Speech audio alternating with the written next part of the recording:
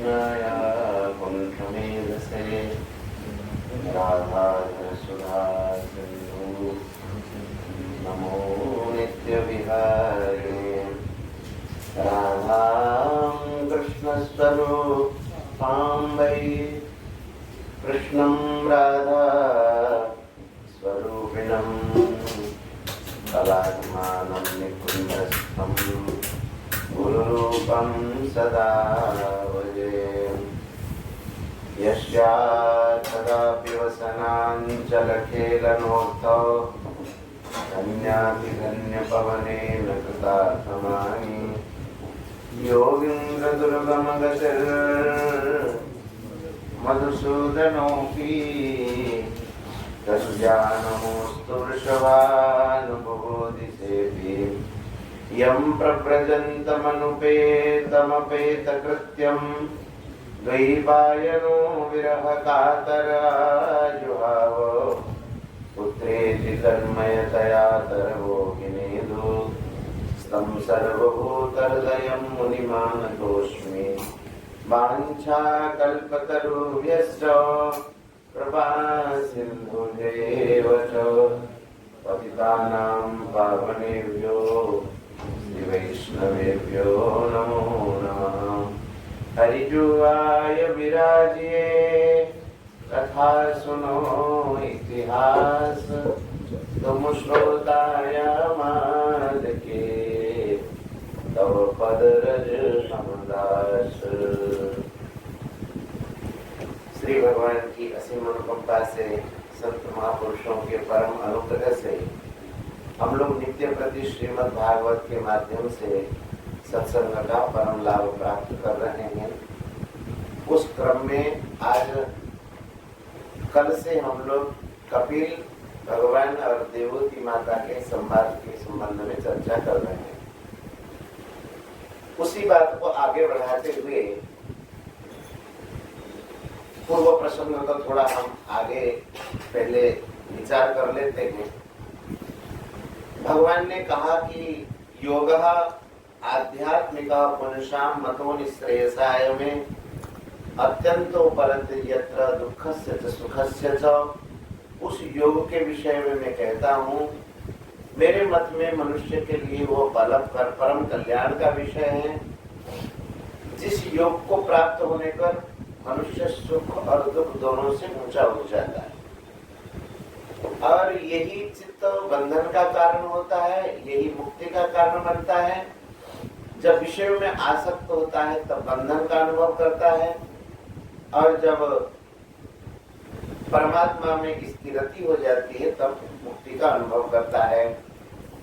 और भगवान ने कहा कि न युज्यमानया भक्त्या भगवत्यखिलात्मनि सदृशोस्ति शिवः पंथा योगिनां ब्रह्मसिद्धये। परमात्मा प्राप्ति के लिए भक्ति से बढ़ करके और कोई उत्तम पंथा नहीं है। और माता से कहा कि हे माता, प्रसंग जो आसक्ति है एक ऐसा अजर पास है, अगर उस प्रसंग को उस आसक्ति को संतों के साथ जोड़ दिया जाए तो वह मोक्ष द्वारम अपावृतम, उन्मुक्त मोक्ष का द्वार बन जाता है। संत कैसे होते हैं, उनके लक्षण बताएं। तितिक्षवः कारुणिकाः सुहृदः सर्वदेहिनाम् अजातशत्रवः शान्ताः साधवः साधुषणाः मय्यनन्येन भावेन भक्तिं कुर्वन्ति ये दृढां मत्कृते त्यक्तकर्माणः त्यक्तस्वजनबान्धवाः मदाश्रयाः कथामृष्टाः शृण्वन्ति कथयन्ति च तपन्ति विविधास्तापाः नैतां मद्गतिचेतसः तैते साधवः साध्वे सर्वसङ्गविवर्जिताः संगस्ते सतते प्रार्थ्य संगदोषहरायिते। संतों के लक्षणों का वर्णन करते हुए कपिल भगवान ने कहा कि हे साध्वी, हे माता जी, ऐसे जो संपूर्ण संगों से, आसक्ति से जो रहित महापुरुष हैं, आपको उनके सानिध्य की कामना करनी चाहिए, क्योंकि संग दोष हरा हिते ते संग दोष हराहा। माने आसक्ति रूपी दोष को अगर काटना चाहो तो संत ही संपूर्ण संग दोष को हरण करने वाले हैं। इसीलिए संगः तेषु संगः ते प्रार्थ्य, आपके द्वारा उनके सानिध्य की अभिलाषा करती रहनी चाहिए। अच्छा, संतों के पास ऐसी क्या ताकत है जिससे कि संग दोष को हर देते हैं? तो शक्ति तो होगी ना। तो भगवान कपिल कहते हैं कि हाँ, उनके पास एक शक्ति है। कौन सी शक्ति? भगवत कथा रूपी शक्ति।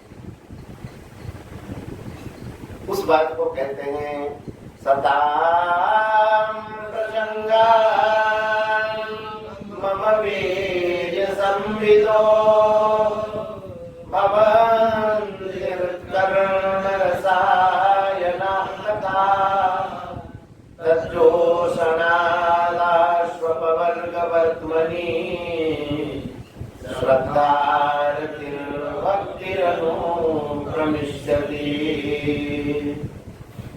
सताम प्रसंगात, संतों के साथ संग होता है, उनका सानिध्य मिलता है। मम वीर्य संविदः हृत्कर्ण रसायना कथा भवन्ति, मेरे वीर्य को, वीर्य माने शक्ति, सामर्थ्य, मेरे जो भग है, इन सब को प्रकाशित करने वाली कथा होती है संतों के सानिध्य में। कथा का क्या फल होता है कि हम लोगों के मन में विषय का महत्व बैठा हुआ है। नहीं, अब विषय का महत्व कैसे बैठा है? विषयी पुरुषों के सानिध्य से, उनके संग से और उनके प्रति श्रद्धा रखने से।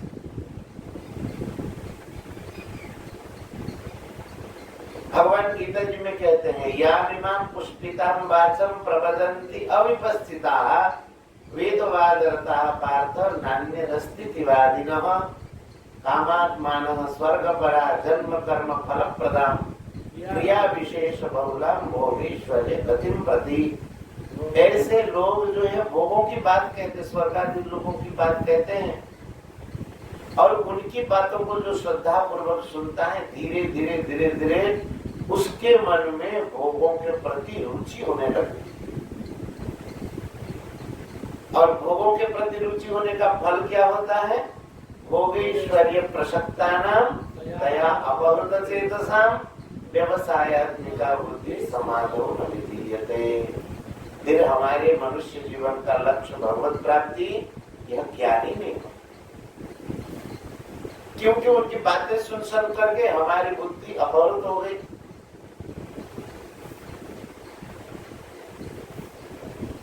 यहाँ कहते हैं कि सताम प्रसंगान मम वीर्य संविदा भवन्ति हृत्कर्ण रसायना कथा। वह कथा संतों के सानिध्य में मिलती जो हृदय के लिए और कर्णों के लिए रसायन स्वरूप। रसायन आयुर्वेद जो शास्त्र है, रसायन सबसे बढ़िया दवाई मानते हैं रसायन को। बाकी तो आयुर्वेद शास्त्र में जड़ी बूटी का ज्यादा प्रयोग है, भस्म भी प्रयोग है, जैसे स्वर्ण भस्म आदि आदि का प्रयोग करते हैं। लेकिन इसके बाद भी रसायन की चिकित्सा सबसे बढ़िया चिकित्सा है रसायन। मरता हुआ आदमी भी थोड़ी देर के लिए जग के बैठ जाता है, ऐसा कहते हैं। तो भगवान यहाँ कहना चाहते हैं कि हृदय और कर्ण के लिए रसायन स्वरूप कथा होती है।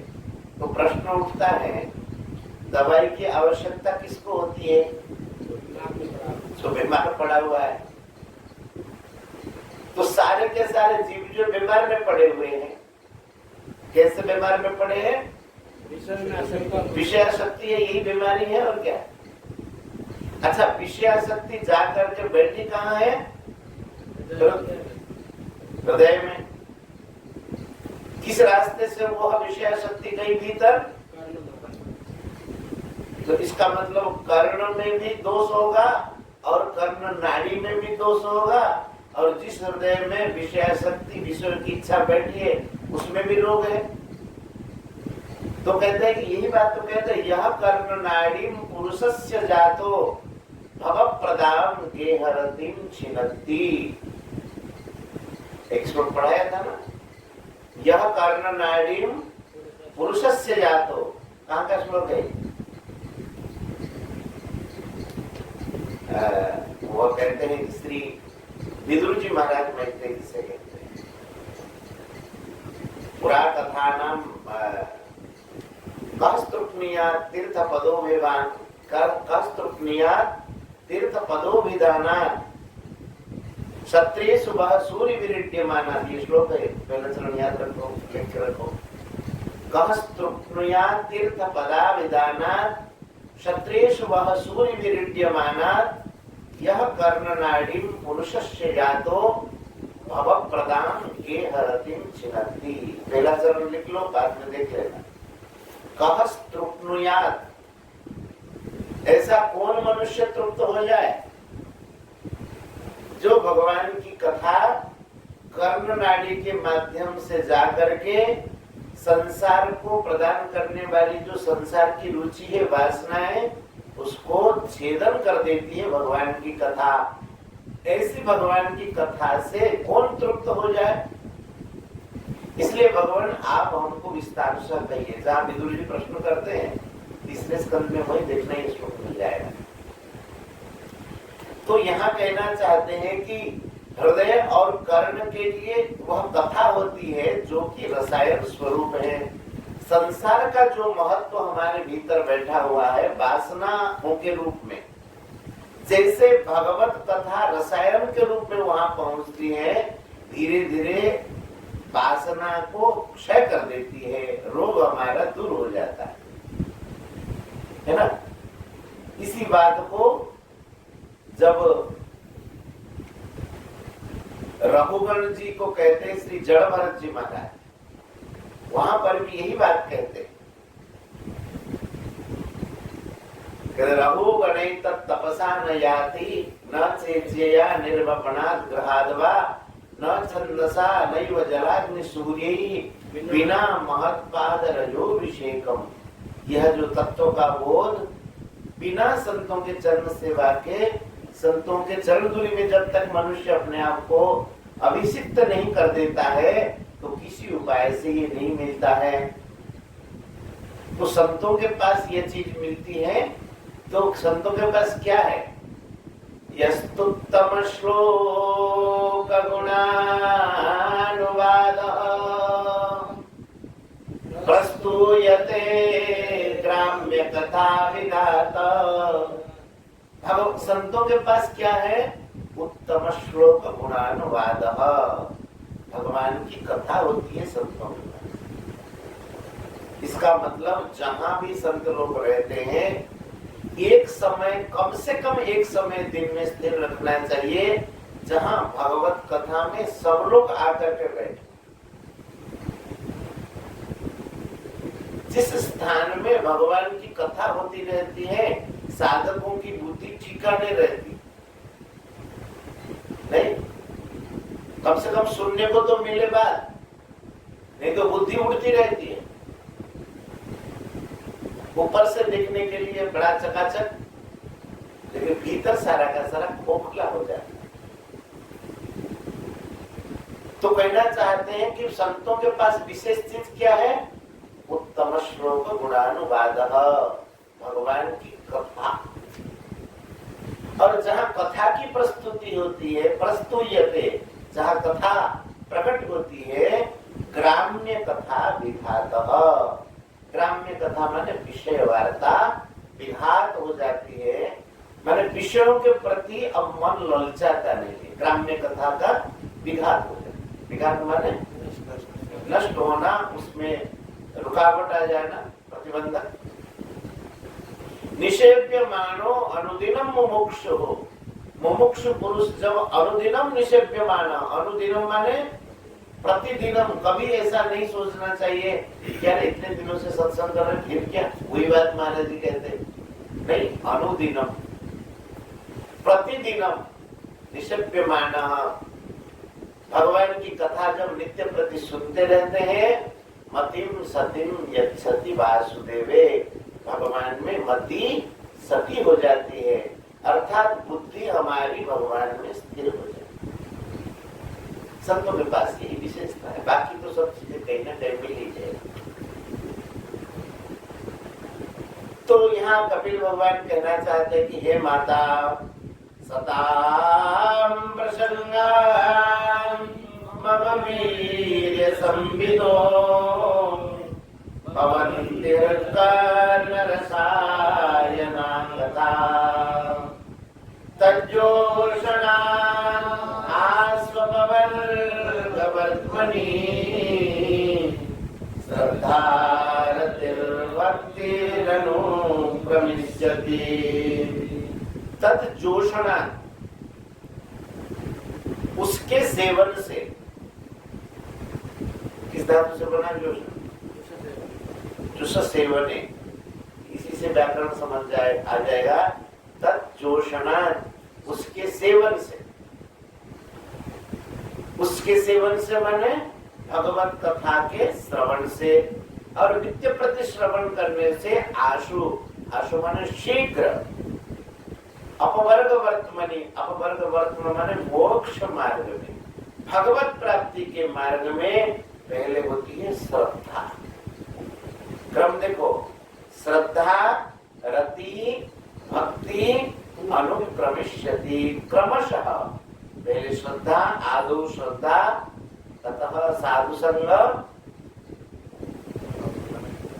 कर्णोद्धव मन्य नहीं श्लोक, आदौ श्रद्धा ततः साधु संगोत भजन क्रिया। वैष्णव संप्रदाय कौन है? आदौ श्रद्धा ततः साधु संग ततः भजन क्रिया, अनर्थ निवृत्ति तस्मात्। उसके बाद अनर्थ की निवृत्ति, अनर्थ निवृत्ति माने यही वासनाओं का क्षय, और उसके बाद रति, और उसके बाद ये क्रम है। तो यहाँ भी कहते हैं कि जब संतों के सानिध्य में हम भगवान की कथा, जो कि हृदय और कर्णों के लिए रसायन के स्वरूप में है और प्रीतिकर है, ऐसी भगवान की कथा जब श्रवण करते हैं तो श्रद्धा उत्पन्न होती है, उसके बाद रति उत्पन्न होती है। रति कहते उसको जो भक्ति के आरंभिक अवस्था, उसको रति कहते हैं। और उसके बाद भक्ति होती है, भगवान के चरणों में प्रीति हो जाती है, भक्ति हो जाती है। और भक्ति होने से क्या होता है? आगे के श्लोक में भगवान कहते हैं, बड़े सुंदर ढंग से विवेचन किया कपिल भगवान ने। क्रम देखो, अब ध्यान रखना, ये योग प्राप्ति का उपाय ही बता रहे। पहले जो श्लोक शुरू किया था ना, योग आध्यात्मिक पुरुषाम मतो निःश्रेयसाय में अत्यंतो परतिर यत्र दुःखस्य च सुखस्य च, उसी योग को प्राप्त करने की तरीका बता रहे हैं। क्रम यही है। जब संतों के सानिध्य में भगवान की कथा होती है और उस कथा का जो श्रवण करता है, उसके भीतर श्रद्धा उत्पन्न होती है, रति होती है और भक्ति उत्पन्न हो जाती है। और उस भक्ति, श्रद्धा, रति से क्या होता है? आगे के श्लोक में भगवान कहते हैं, भक्त्या विराग इंद्रिया दृष्टा श्रुतान मदरचनानुचिन्तया चित्तस्य यत्तो ग्रहणे योगयुक्तो यतिष्ठते रुजुभिर्योगः। ये सब याद रखने का एक श्लोक है। बोले कि भक्त्या पुमान जात विराग इंद्रिया, भक्ति से मनुष्य के भीतर ऐन्द्रियात, ऐन्द्रियात माने इंद्रिय जन्य, इंद्रियों से संबंधित इंद्रिया, इंद्रियजन्य विषयों से मनुष्य के भीतर वैराग्य होता है। वैराग्य माने विगत राग हो जाता है, उसमें आसक्ति नहीं होती। इंद्रियजन्य विषय दो प्रकार के, एक लौकिक और एक पारलौकिक। लौकिक इंद्रियजन्य विषयों को तो हम देखते हैं, सुनते हैं, चखते हैं, स्पर्श करते हैं, नहीं। लेकिन पारलौकिक विषय में भी हम लोग कुछ अनुमान करते हैं। कैसे? अब कहीं से सुन लिया कि स्वर्ग में बढ़िया अमृत, क्या कहना, अब मन कर थोड़ा अमृत खाने, वो भी तो एक विषय ही है। तो दृष्ट और श्रुतान, जो देखे हुए विषय और जो सुने हुए विषय। इसलिए गीता जी में आप देखिए, तदा गंता से निर्वेदम श्रोतव्यस्य श्रुतस्य। श्रोतव्य और श्रुत, जो सुना हुआ है और ऊपर की बात जो सुनता है, सुनने योग्य, बोले उन विषयों से मनुष्य का वैराग्य हो जाता है। तदा गंता से निर्वेदम, निर्वेद माने वही वैराग्य।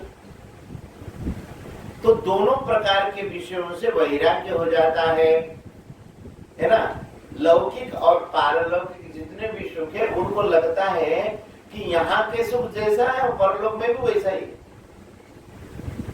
बताइए, हम अपने घर में साग रोटी, जो भी दाल रोटी जो भी मिले पाके रहते हैं, और ऐसे भी लोग एक एक भोजन थाली को 10-20 हजार देते हैं, नहीं?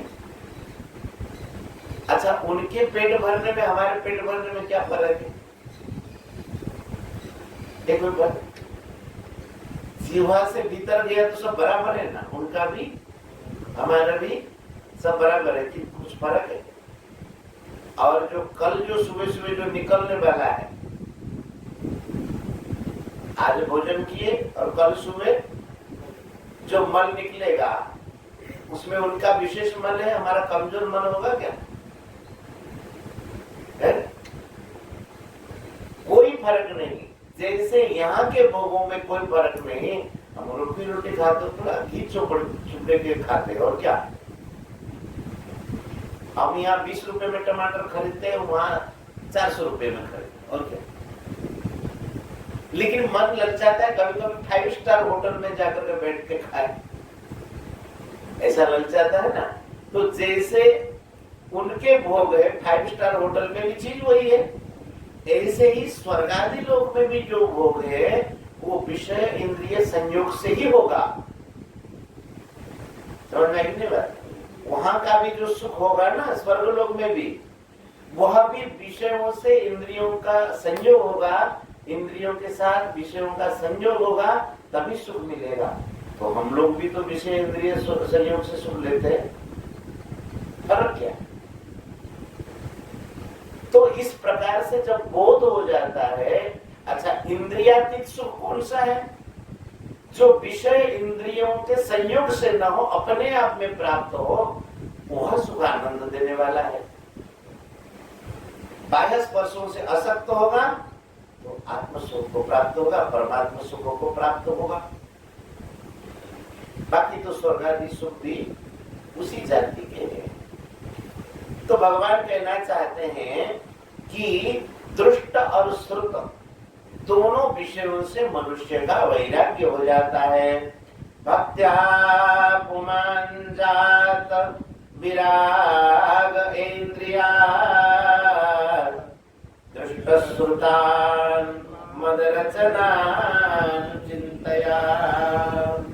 मद रचनानुचिंतया मैंने मेरी लीलाओं का जब श्रवण करता है, ये सृष्टि भी भगवान ने प्रकट की, ये भी भगवान की लीला है, और भगवान के अवतार संबंधित लीलाओं का जब मनुष्य श्रवण करता है तो दृष्ट और श्रुत दोनों विषयों से उसका वैराग्य हो जाता है। अब महाराज जब वैराग्य हो जाता है, चित्तस्य यत्ता ग्रहणे योग युक्ता, बोले कि चित्त उसका यत माने संयत हो जाता है। राग के कारण ही चित्त तो इधर उधर घूम रहा है मन, लेकिन जब वैराग्य हो जाएगा उसका चित्त अपने आप में शांत हो जाएगा। और चित्तस्य युक्तो ग्रहणे योग युक्तः यतिष्यते रुजु भी योग मार्गे। रुजु भी माने सरलता पूर्वक, योग मार्गे ही यतिष्यते योग युक्त होकर के वह साधना के मार्ग में लग जाता है। समझ में आया?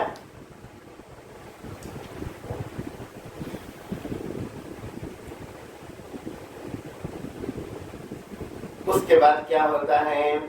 असेवयायं प्रकृतेर्गुणा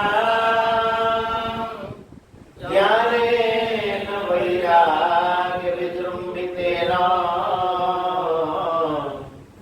योगेन मय्यर्पितया च भक्त्या मां प्रत्यगात्मानमिहावरुन्धे। असेवयायं प्रकृतेर्गुणानां, प्रकृतेः गुणानां माने प्रकृति के विषयों का जब सेवन नहीं करता। असेवयं भाई प्रकृति के विषयों का जब सेवन करता रहता है तब तो वो बंधन में पड़ता है, और जब वैराग्य हो जाता है प्रकृति के विषयों का सेवन नहीं करता। आप कहेंगे तो खाना पीना आदि सब बंद है, कुछ नहीं करता है। हाँ, राग द्वेष युक्त होकर के नहीं करता। राग द्वेष वियुक्तैस्तु विषयान इंद्रियैश्चरन् आत्मवस्य विधेयात्मा प्रसादम अधिगच्छति। उनका ना तो करने से कोई प्रयोजन नहीं रहता और न करने से ही कोई प्रयोजन नहीं रहता। नैव तस्य कृतेनार्थो न कृते न कश्चन। बढ़िया मिल जाए तो बढ़िया, और अबढ़िया मिल जाए तो अबढ़िया। अबढ़िया मिल जाए तभी बढ़िया। अबढ़िया माने घटिया मिल जाए, उनके लिए घटिया कोई है नहीं, क्योंकि प्रकृति के विषयों का वह उपभोग नहीं करते, राग द्वेष पूर्वक सेवन नहीं करते।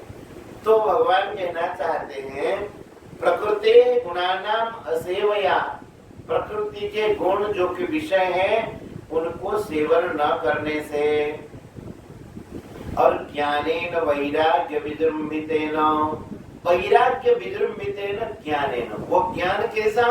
जो वैराग्य से विजृंभित, विजृंभित माने वृद्धि प्राप्त। देखो ज्ञान होगा तभी जो वैराग्य से युक्त होगा। रामायण ने कहा है कि जैसे रागी आदमी को ज्ञान की बातें कहा जाए तो बेकार ही है ना। किस प्रकार उनको बताया है कि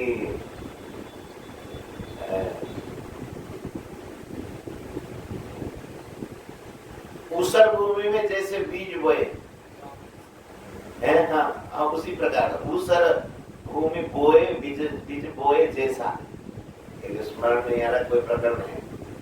बोले कि इनको अति लोभी से, हाँ बस इसी प्रकार से रागी व्यक्ति को आप ज्ञान की बातें करके हूँ हाँ सब तो कर देगा, लेकिन उसका जो धा माने जहां जाकर के सम कटता है, करता है ना, सम बजाते हैं, तो उसका था सम वो वही पड़ेगा जाकर के राग में। बाकी सब सुनेगा लेकिन उसका जाकर के गिरेगा कहाँ? था सब में गिरेगा, राग में। वैराग्यवान होगा तो ज्ञानों को पकड़ने की ताकत आएगी। इसीलिए कहते हैं कि वैराग्य विजृंभितेन ज्ञानेन, वह ज्ञान कैसा? कहते हैं कि वैराग्य से युक्त ज्ञान है, वैराग्य से वृद्धि प्राप्त ज्ञान, ठीक है। और योगेन मय्यर्पितया च भक्त्या, और योग से, और मुझ में मेरे प्रति जो सुदृढ़ भक्ति, मय्यर्पितया भक्त्या, मुझ में अर्पित होकर के जो भक्ति कर रहा है, इस प्रकार से इन सब के द्वारा, किन किन के द्वारा कितने बात बता दिए? प्रकृते गुणानाम असेवया, प्रकृति के गुणों को विषयों को सेवन न करने से, वैराग्य होता है, उस वैराग्य से युक्त ज्ञान के द्वारा और योगेन मय्यर्पितया भक्त्या माम प्रत्यगात्मानमिहा वरुंधे। प्रत्यगात्मा स्वरूप जो मैं हूँ, अंतरात्मा में जो विराजमान मैं हूँ, प्रत्यगात्मानम इह अवरुंधे माम, प्रत्यगात्मानम माम, अंतर्यामी रूप से विराजमान में मुझे वह अपने हृदय में अनुभव कर लेता है। कौन? भक्त, साधक, जो भी साधना करता है। इस प्रकार से बड़े सुंदर भाव से भगवान ने परमात्मा तत्व को अनुभव करने की बड़ी शिक्षा दी, सुंदर शिक्षा। अब माता देवहूति कहती है, देवहूतिर्वाच काचिद्वयं चिता भक्ति कीदृशी मम गोचरा यया पदं ते निर्वाणो मंजसा न्वास्नवा अहम् यो योग भगवाद्वाणो निर्वाणात् स्वयं योदितः कीदृशा कथितांगानि यतः तत्त्वावबोधनम्।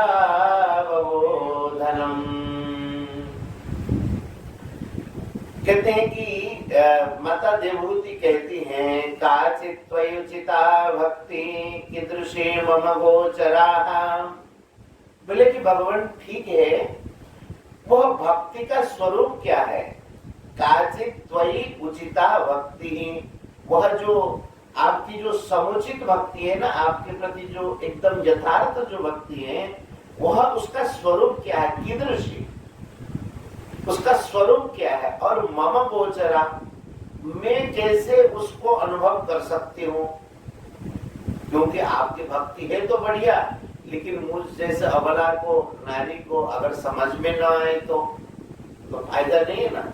तो वह भक्ति को आसानी से मैं कैसे समझ सकती हूँ? मेरे लिए कौन सी भक्ति ठीक है? देखो यहाँ ध्यान रखना, भगवान सगुण उपासना का वर्णन करेंगे। ऐसे भी भगवान कैसे, माता देवहूति कितनी बारीकी से पूछ रही है, भक्ति तो आपके अनेक प्रकार की है ना, तो मुझ जैसे नारी के लिए, अबला के लिए कौन सी भक्ति यथार्थ है? मैं कैसी भक्ति कर सकती हूँ? उस बात को आप बताइए। इसका मतलब माताओं के लिए एक प्रकार से देवहूति माता पूछ रही है, कौन सा उनको आसान मार्ग मिलेगा?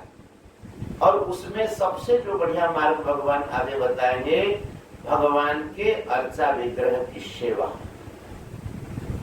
आगे उसका बड़ा सुंदर वर्णन करेंगे।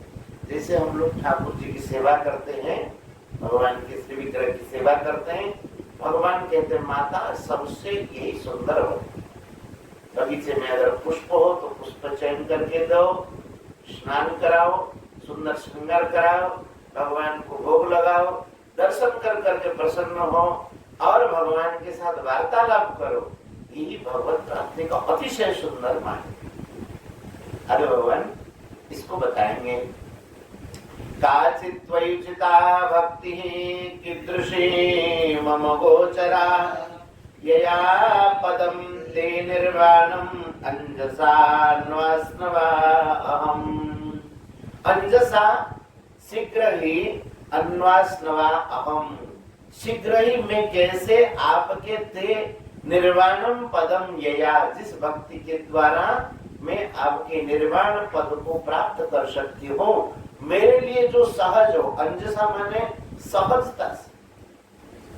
आजकल बड़ी विचित्र है, जो लोगों को समझ में नहीं आता, लोग कहते हैं कि पुरुष का और स्त्री का समान अधिकार, ऐसा कहते हैं। लेकिन हमारे शास्त्रों में तो माताओं को ज्यादा अधिकार दिया गया।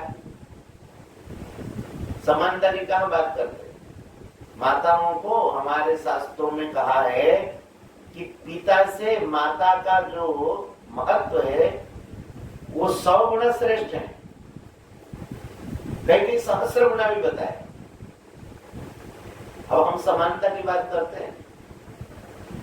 सबके लिए अलग अलग व्यवस्था दी गई।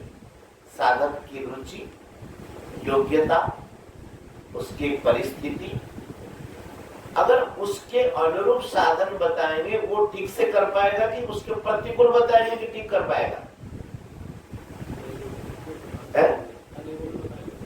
साधन अनुकूल होगा तभी तो कर पाएंगे। तो अब लोग जो है इस बात को समझते नहीं। अब वो सोचते माताएं भी हम भी जनेऊ डाल करके गायत्री जप कर ले, उनको इतने की आवश्यकता है नहीं। जब उनको सहज मार्ग बताया जा रहा है, कठिन में आप क्यों जाते हो? गायत्री के मंत्र में तेज का है मंत्र, और वो ब्राह्मण जो है वो संध्या गायत्री आदि करते हैं, ब्राह्मण क्षत्रिय वैश्य तीनों जप करते हैं, और वो तेजियान मंत्र है, सूर्य भगवान की उपासना है। आप क्यों ठाकुर जी को, गोपाल जी की सेवा करके घर में भगवत प्राप्ति नहीं कर रहे? नहीं, हम जनेऊ डालेंगे,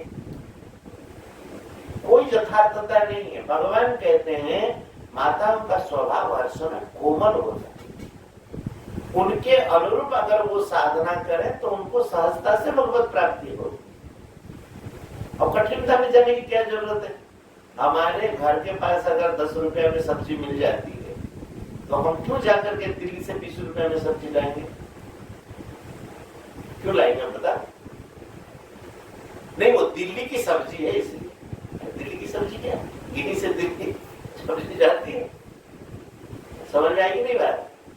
तो भगवान कहते हैं कि अत्यंत सरल मार्ग मैं बताता हूं, उस सरल मार्ग से प्राप्त करो। तो माता देवहूति पूछती हैं कि हे भगवान, यया पदम ते निर्वाणम अंजसा नवास नवा अहम, सहजता से मैं कैसे प्राप्त कर सकती हूँ, और मैं अपने परिवेश परिस्थिति में जैसे मुझे मिला है उसी प्रकार से कैसे जीवन को मैं बना सकती हूँ। देखो, निर्वाण पद की प्राप्ति के लिए मार्ग पूछ रही है।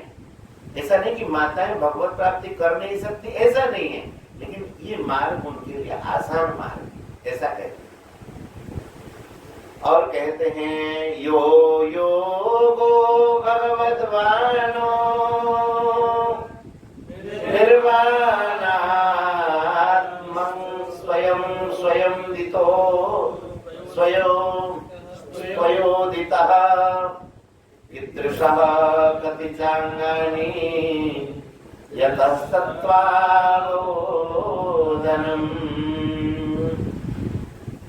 भगवत वाण है निर्वाण स्वरूप प्रभु भगवान है, जो आपके द्वारा योग की बात कही गई है वह कैसी है, कीदृशा और कति चांगानी, उनके कितने अंग प्रत्यंग आदि हैं, और यतः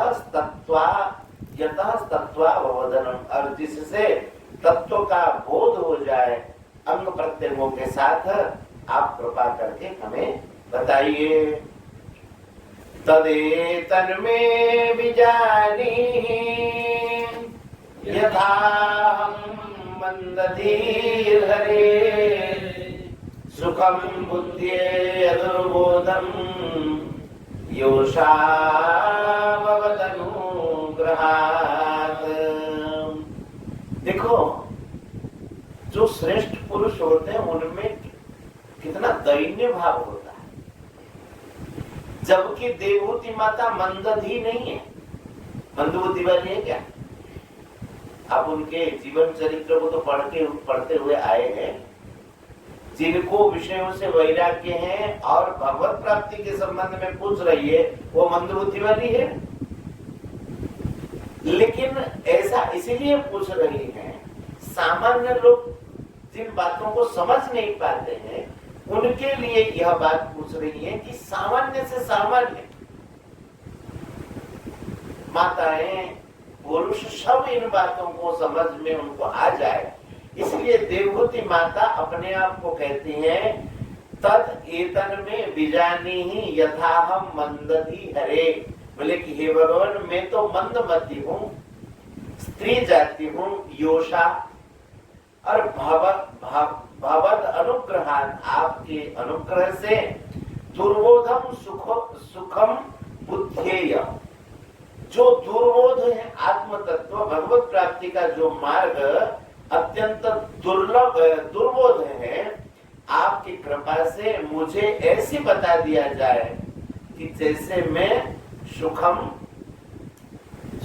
बुद्धेयम, जिस प्रकार से मैं सुखपूर्वक बोध प्राप्त कर सकती हूँ, मैंने आराम से मुझे समझ में आ जाए, उस तरीके से आप हमें बता दीजिए। अब मैत्रेय जी कहते हैं, मैत्रेय उवाच विदित्वार्तं कपिलो मातुरित्थं जात स्नेहो यत्र तन्वा विजात तत्त्वानायं यत् प्रवदन्ति सांख्यं प्रोवाच वै भक्तिवितान योगम्। कपिल भगवान ने केवल सांख्य का विस्तार नहीं किया, सांख्य के साथ पहले भक्ति का विस्तार किया। भक्ति वितान योगम माने भक्ति का जो वितान माने विस्तार, भक्ति के विस्तार का भी वर्णन किया और सांख्यम प्रवाच सांख्य योग का भी वर्णन किया। विदित्वार्थम कपिलो मातुः इत्थम, इस प्रकार से इत्थम मातुः अर्थम विदित्वा, माता जी के जो कहने का अभिप्राय क्या है, इस बात को समझ करके कपिल भगवान के मन में बड़ा प्रेम जागृत हुआ, जात स्नेह, जिनसे कपिल भगवान प्रकट हुए है ना, तन्वा भी जाता, जिनके तनु से कपिल भगवान प्रकट हुए, ऐसे माता जी के प्रति अत्यंत स्नेह उत्पन्न हुआ, क्योंकि उनका जो ये प्रश्न था वो बड़ा उत्कृष्ट प्रश्न, और कपिल भगवान बड़े प्रसन्न हुए। तत्वामनायम यत् प्रवदन्ति सांख्यम, जिसको सांख्यम प्रवदन्ति, जिसको सांख्य शास्त्र कहते हैं, वो आमनायम तत्व, आमनायम वह जो आध्यात्मिक तत्व है उसको सांख्य कहते हैं। प्रोवाच वही भक्ति वितान योगम, और भक्ति के विस्तार के सहित भगवान कपिल भगवान ने सांख्य शास्त्र का माता जी के प्रति वर्णन किया। श्री भगवान उवाच देवानां गुणलिंगानां आनुश्रविक कर्मणां सत्त्वैवैकमनसो वृत्ति स्वाभाविकी तुया अनिमित्ता भागवती भक्ति सिद्धेर्गरीयसी जरयत्यासुया कोशं निर्गीर्णमनलो यथा।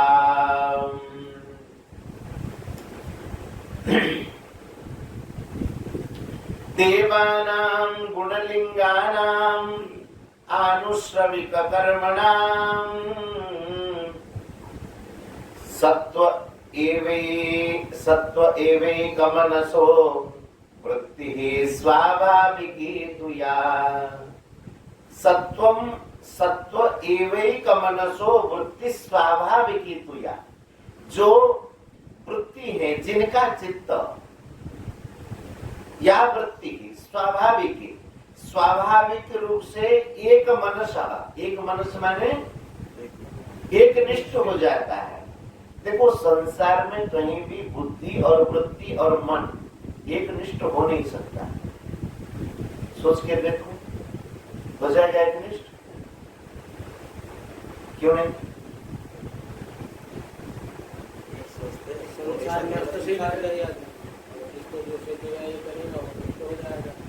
नष्ट हो जाएगा, कुछ दिनों में लगेगा ये कम है और थोड़ा सा बढ़िया होना चाहिए। नहीं, अब 2G mobile, 3G mobile, 4G mobile, अब लगता है कि ये मोबाइल बेकार है, अब 5G आना चाहिए। अभी ये अच्छा लगता है कि कल और अच्छा लगेगा। एक मना कभी संसार में नहीं हो पाता है। एक मना कब होगा? जब वो परमात्मा में होगा, तब उसका मन एक होगा। किसी ने स्वामी श्री शरणानंद जी महाराज जी से कहा कि महाराज मन जो है हर जगह घूमता है, मन हर जगह घूमता है। शरणानंद जी बोले बिल्कुल झूठ की बात है, मन हर जगह घूम ही नहीं सकता है।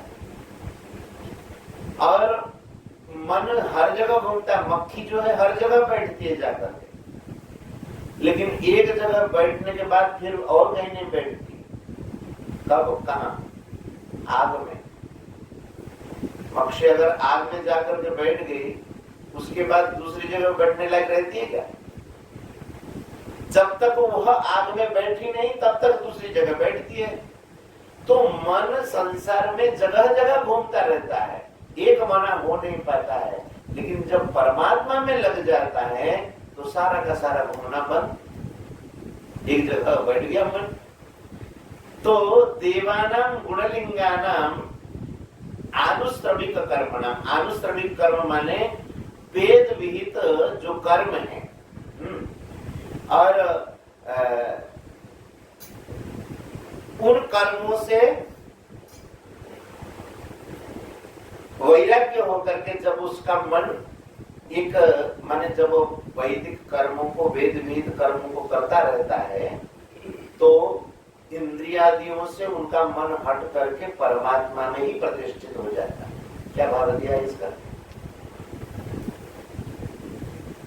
माता, जिसका चित्त एकमात्र भगवान में ही लग गया है, ऐसे मनुष्य की वेद कर्मों में लगी हुई तथा विषयों का ज्ञान कराने वाली कर्मेंद्रिय एवं ज्ञानेंद्रिय दोनों प्रकार की इंद्रियों की जो सत्वमूर्ति श्री हरि के प्रति स्वभाव की प्रवृत्ति है, वही भगवान की अहित की वृत्ति है। हाँ, वो कहना चाहते, यही बात कहना चाहते कि वेद विहित जब कर्म करते हैं ना, तो वेद हमारे कर्म जब वेद विहित होगा, अनुश्रविक कर्म नाम जिसको कहते हैं, वेद विहित होगा तो हमारे इंद्रियां भी अपने आप संयमित होगी, कर्मेंद्रियां भी और ज्ञानेंद्रियां भी। और इस प्रकार से उनके कर्मेंद्रियां ज्ञानेंद्रियां जब संयमित होंगे और स्वाभाविक रूप से भगवान में उसका मन लगेगा। और जो वेद विहित कर्म नहीं किया होगा, उल्टा सीधा किया होगा, उसका चित्त भगवान में नहीं लगेगा।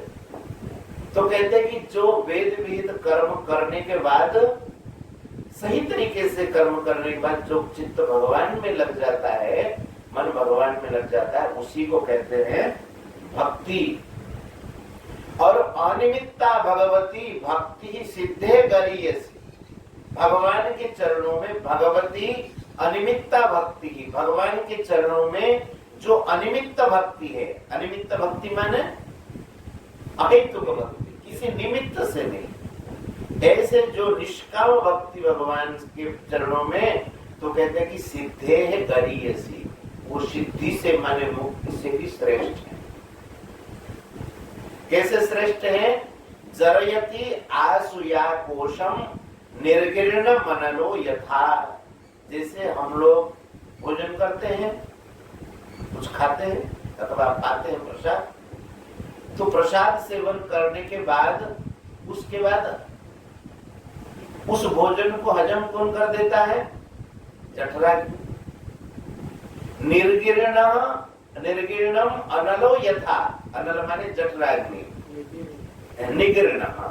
निगीर्णम अनलो यथा, जैसे निगीर्ण माने जिसको हम खा लेते हैं, पेट में चला जाता है, ऐसे भोजन को जैसे जठराग्नि अपने आप में उसको पका लेती है, उसी प्रकार से जो भगवान के चरणों में निष्काम भक्ति है, अनिमित्ता भक्ति, भगवती अनिमित्ता भक्ति है, भगवान के चरणों में जो निष्काम भक्ति है, उससे होता क्या है? जरयति आशु या कोशम, कोश माने यहाँ कारण शरीर को कहते, लिंग शरीर, वो तो उसका कर्माशय है ना, उस कर्माशय को, लिंग शरीर को, कर्म संस्कारों को वह अनिमित्त भक्ति माने निष्काम भक्ति जला देती है, समाप्त कर देती है, भस्म कर देती है। और मुक्ति में होता क्या है?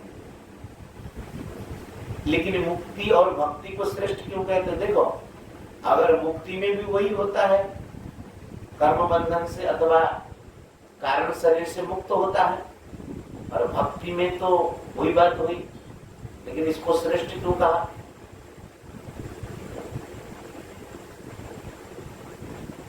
कोई प्रश्न कर देगा कि श्रेष्ठ क्या है? इसमें भी तो मुक्ति से भी तीनों शरीर से ऊंचा उठता है, कारण शरीर का भेदन होता है, और भक्ति से भी वही हुआ। तो और विशेष फायदा क्या? देखो क्या बढ़िया उदाहरण। निगीर्णम अनलो यथा, खाए हुए को जैसे जठराग्नि भस्म कर देती है। अच्छा, जठराग्नि तक पहुंच जाए तो आपको कुछ करना पड़ता है नहीं? फिर आपको कुछ करना नहीं पड़ता। यहां से नीचे गया, बाकी का काम। कहने का अर्थ है जो भक्ति में लगे रहते हैं उनके कारण शरीर के भेद के लिए उनको कुछ प्रयास नहीं करना पड़ता। समझ में बात आएगी नहीं आएगी? ज्ञानी को अथवा जो कारण शरीर को भेद करके मुक्त होना चाहते हैं उनको तो प्रयास करना पड़ता है, लेकिन जो भगवान के चरणों में अनिमित्त भक्ति करते हैं, माने निष्काम भक्ति करते हैं, उनको केवल भक्ति में ही लगा रहना होता है। और कुछ अपने तरफ से हमारा लिंग शरीर भेद हो जाए, कर्म के संस्कार नष्ट हो जाए, वासनाओं का हम विनाश कर दे, ऐसा प्रयास उनको नहीं करना पड़ता। जैसे भोजन करने के बाद बाकी काम जठराग्नि करती है, मनुष्य को कोई प्रयास नहीं करना पड़ता है। उसी प्रकार से कहना चाहते भक्ति की उपलब्धि तो बहुत है। ये तो एक छोटी मोटी बातें है, कारण शरीर का भेद होना। समझ में आएगी नहीं? ये तो अनायास हो जाता है।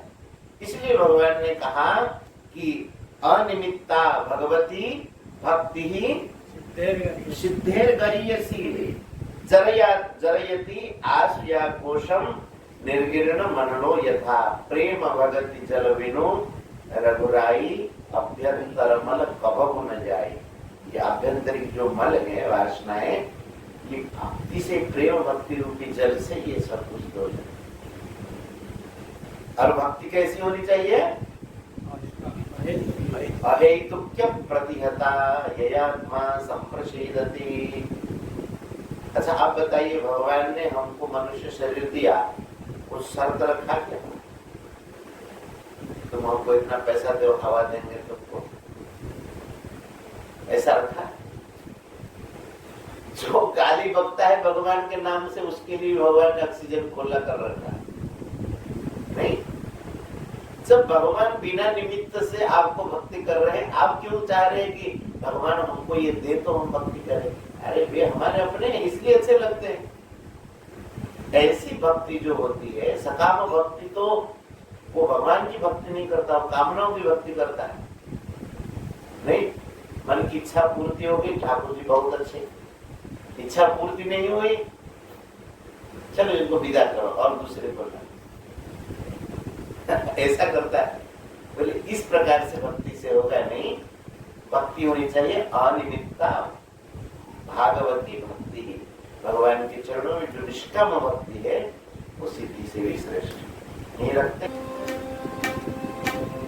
हरे कृष्णा कृष्णा कृष्णा हरे हरे, हरे Ram Ram Ram Hare Hare,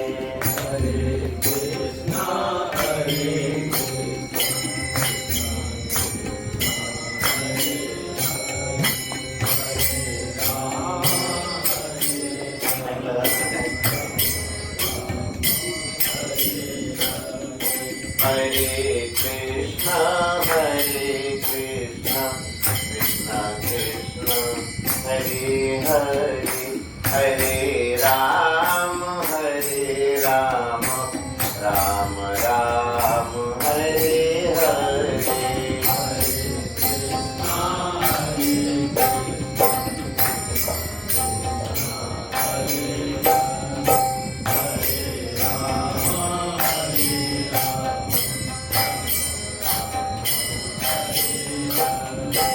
Hare Krishna, Krishna Krishna, Hare Hare, Hare Ram, Ram Ram, Hare Hare.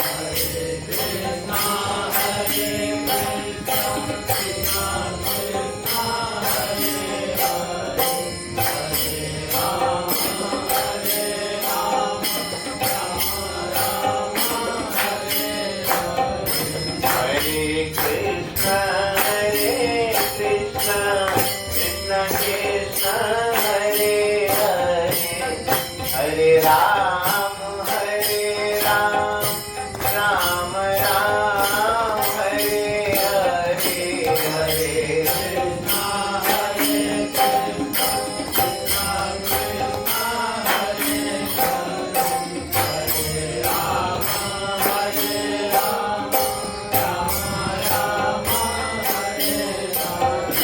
Hare Krishna, Hare Krishna, Krishna Krishna, Hare Hare, Hare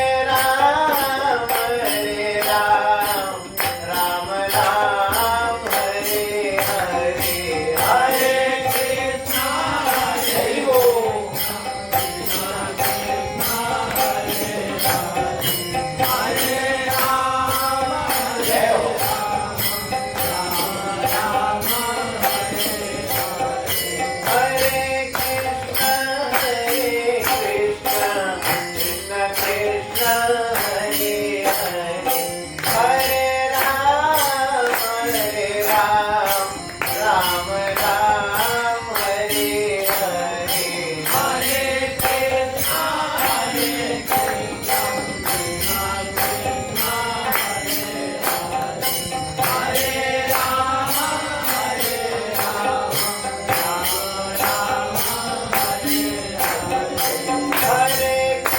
Krishna, Krishna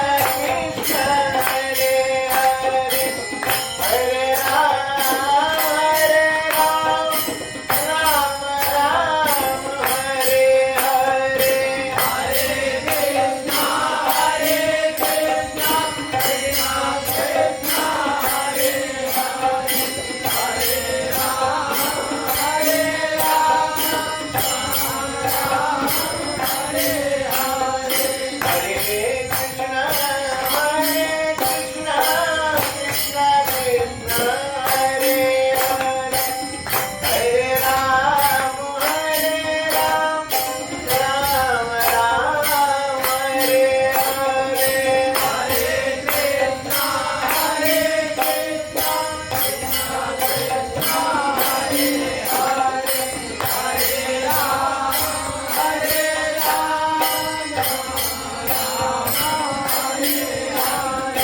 Hare Krishna, Hare Krishna, Krishna Krishna, Hare Hare, Hare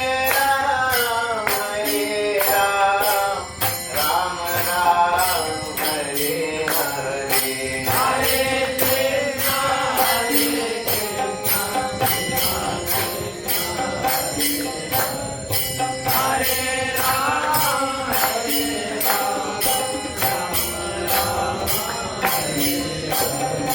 Hare Krishna, Hare Krishna, Krishna Krishna,